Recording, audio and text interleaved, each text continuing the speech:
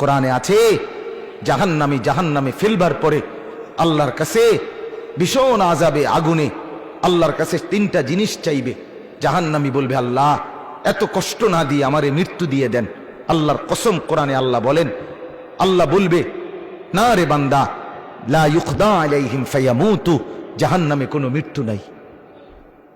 নাফরমান জাহান্নামী তখন বলবে, আল্লাহ তাইলে আমারে একটু তাখফিফ, একটু আযাব হালকা করে দেন, আমারে মাসে একটা দিন কদ্দুর বিরতি দেন, 24 ঘন্টার মধ্যে আমারে 10টা মিনিট হইলেও কদ্দুর আলগাত রাখেন, আমি আর পারছি না মাওলা। আল্লাহ তাআলা বলেন, ওয়ালা ইউখাফফাফু মিন আযাবিহা, না রে নাফরমান, 1 সেকেন্ডের জন্য জাহান্নামের আযাব কমানো হবে না।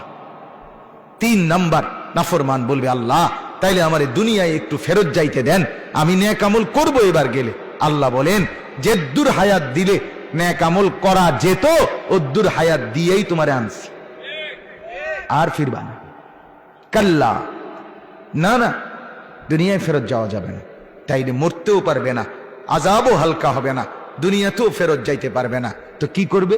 ক্বাল ইখসাউ ফিহা, আল্লাহ বলেন, ইখসাউ ফিহা, তুমি নাফরমান জাহান্নামের মধ্যেই পড়ে থাকো, ওয়ালা তুকাল্লিমুন, আর কোনো কথা বলবি না, শুধুই আযাব ভোগ করতে থাকো। তাফসীরের মধ্যে আছে, তাফসীরে মাআরিফুল কোরআনে, আহা, আল্লাহ যখন কোনো জাহান্নামীকে এটা বলে ফেলবে যে তুই আর কোনো কথা কবি না, আর কোনো কথা বলবি না, নাফরমান পড়ে থাক, আযাব ভোগ কর। তাফসীরে মাআরিফুল কোরআনে লিখছে, জাহান্নামী আর মানুষের মতো কোনো শব্দ আর করতে পারবে না, শুধুই ঘেউ ঘেউ করবে, কুকুরের মতো আর গাধার মতো। আমার বাপ, জিন্দেগির উপরে রহম করো। আমার মুরব্বী চাচারাও, আপনারাও জীবনের উপরে রহম করেন।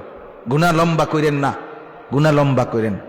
60 বছর ধরে টানা বিড়ি খান, এক টানা, কোন দিন বুঝবেন এটা গুনাহ? কত বছর পরে বুঝবেন? 60 বছর হয়ে গেছে, এখনো আপনি বিড়িয়ে খাইতেছেন, আস্তাগফিরুল্লাহ। আহা, আপনার কলজার মধ্যে কোন দিন আসবে এটা গুনাহ? আর কত বছর পরে আপনি বুঝবেন চাচা? বলো। 20 বছর ঘরে রঙিন টেলিভিশন চলে, প্রতিদিন নাচ গান, সিনেমা, নাটক, ছেলে মেয়ে, স্ত্রী, সন্তান দেখতেছে। কত বছর পরে বুঝবেন আপনি, আপনার পরিবার যে এটা গুনাহ? 30 বছর ধরে টানা ব্যবসা, একই রকম মিথ্যা, ওজনে কম দেওয়া, এরপর অবৈধ উপার্জন, ধোঁকা, প্রতারণা, সুদ, কিস্তি, লোন, এগুলো দিয়েই ব্যবসা করছেন। কত বছর পরে বুঝবেন এটা গুনাহ? এক ইমানদার বাবা গুনাহকে এত লম্বা করে না। মুসলমানের ছেলে বাপ, কতদিন হয় ফজরের নামাজ পড়ো না? বলো তো ভাইয়া, আল্লাহকে সাক্ষী রেখে তোমার চোখ নিচের দিকে নামাইয়া বাপ, তুমি তোমারে বল, তুমি তোমার বিবেককে বলো না বাপ, আজ কতদিন তুমি মুসলমানের বাচ্চা না? তোমার বাপ মুসলমান, তোমার মা মুসলমান, তোমারে তো মরলে মুসলমানের গোরস্থানে দাফন করবে। তোমার কানে জন্মের পরে আজান দিছিল, নর্তকীর নাচ না। তুমি কতদিন হয় ফজরের নামাজ পড়ো না? কত লক্ষ মুসলমান আছে যে জীবনে বলতেও পারে না যে ফজরের ওয়াক্ত হয় কখন। আছে না এমন ডাকাত? 1 2 তো কোন দিন সে মনে হবে তার? এক মহিলা কতদিন পরে বুঝবে 20 বছর বেপর্দা, কতদিন পরে বুঝবে ওই মা যে এটা গুনাহ? কতদিন? দয়া করে ভাবতে শেখেন। রমজানকে ইমানদারের রমজান বানান। ইমানদারের রমজান কি? ইমানদারের রমজান জিকির, তেলাওয়াত, দোয়া, কান্নাকাটি, আল্লাহর বন্দিগি। নাফরমানের রোজা কি? নাফরমানের রোজা শাড়ি, গহনা, অলংকার, জুতা, প্যান্ট, নতুন শাড়ি, নতুন কাপড়, নতুন গহনা, নতুন জুতা। এই হলো গাফেল, নাফরমান, জাহান্নামীর রমজান। হ্যাঁ, সে মনে করে এটার মধ্যে নতুন জামা, নতুন প্যান্ট, কি করবো এটা দিয়া?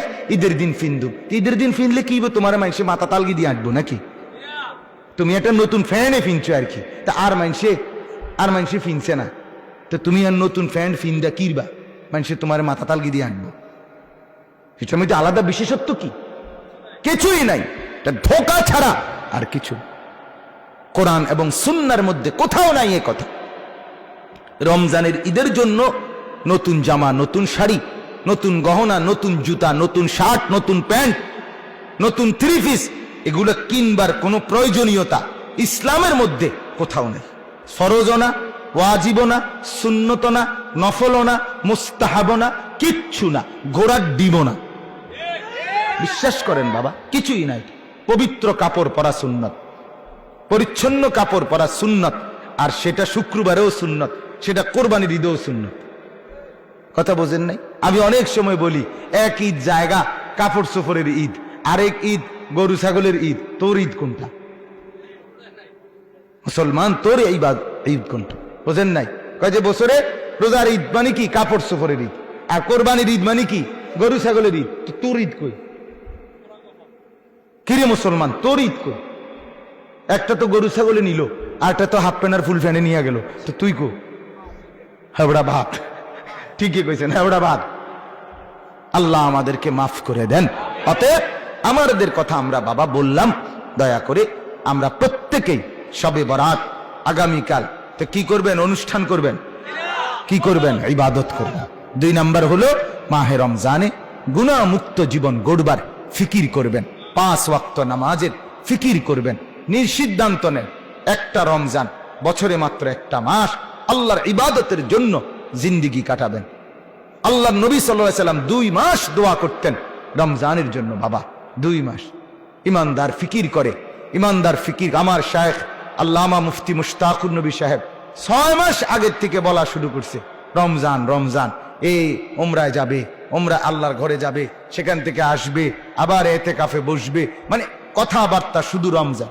আমরা এখন সারা দিন যে যা বলে, ভাই রমজান, রমজানের আগে আর খালি নাই, রমজানের পরে আবার নতুন মাহফিল, রমজানের মধ্যে কোনো মাহফিল নাই, রমজানে ভাইয়া 20 তারিখ উমরার ফ্লাইট, রমজানের 10-11 রমজানে আসবো, রমজানের মাঝামাঝিতে যশোর এক বড় বুজুর্গের খানকায় যাব, রমজানের শেষ দশকে আল্লাহর ঘরে এতেকাফ করব। ঘুরে গেরা ফিকির শুধু রমজান কিভাবে আল্লাহর বন্দিগিতে কাটাবো। এটা হলো মুসলমান ইমানদার আখিরাত প্রত্যাশীর রমজান।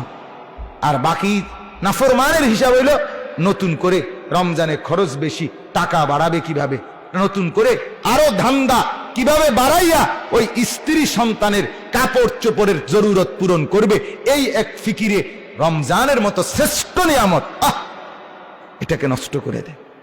মহিলা বাজারে বাইর হইয়া আল্লাহকে যাওয়ার সময় কি কয় জানেন? আল্লাহরে মহিলা বলে, অসভ্য মহিলা, বেপর্দা মহিলা, আল্লাহকে রমজানে বাজারে বাজারে ঘুরে আর আল্লাহকে বলে, আপনি নি কইছেন রহমত দিবেন, মাগফিরাত দিবেন, নাজাত দিবেন, আমনে রেডি লইয়া আমনে থান, আমি জুতা কিনতে যাইতেছি। আমনের রহমত আমি কিনবো, আমার মাগফিরাত দিয়ে কি লাভ? আমার দরকার জুতা, আমার দরকার 3 পিস, আমি আপনার নাজাত দিয়ে কিটা করবো? আমার জান্নাত কি আর জাহান্নাম কি? আমার দরকার হলো জুতা না। তো তুমি, আমিও বলি, তুমি মা মনে রাখো, ও চিরেই হাসরের ময়দানে ফেরেশতা তোমার এই জুতা দিয়েই ফিরবো। হ্যাঁ দোস্ত, ও চিরেই যে জুতার জন্য আল্লাহর রহমত আর মাগফিরাতকে বিসর্জন দিছ, সেই জুতা দিয়েই ফিরবে তোমার। আল্লাহ আমাদেরকে মাফ করে দেন। অতএব গুনাহ মুক্ত রমজান চাই। কি রমজান বলেন না? গুনাহ মুক্ত। আল্লাহ তাআলা তৌফিক দান করেন। যারা যেই বদ অভ্যাস, গুনার অভ্যাস সব ছেড়ে দেন, ঘরের টেলিভিশন টোটাল বন্ধ করে দেন, বিড়ি খাওয়া, সিগারেট খাওয়ার অভ্যাস ছেড়ে দেন, 5 ওয়াক্ত নামাজে অভ্যস্ত হন। যুবক ভাই, আবারও বলছি, মোবাইলে ছবি দেখা, নারী দেখা, শুধু কেবল গুনার মধ্যে ডুবে থাকা, এটা ছেড়ে দাও বাপ, আল্লাহ বরকত দিবে। আল্লাহ এই মাহফিলকে কবুল করেন, এই মাদ্রাসাকে আল্লাহ তাআলা কবুল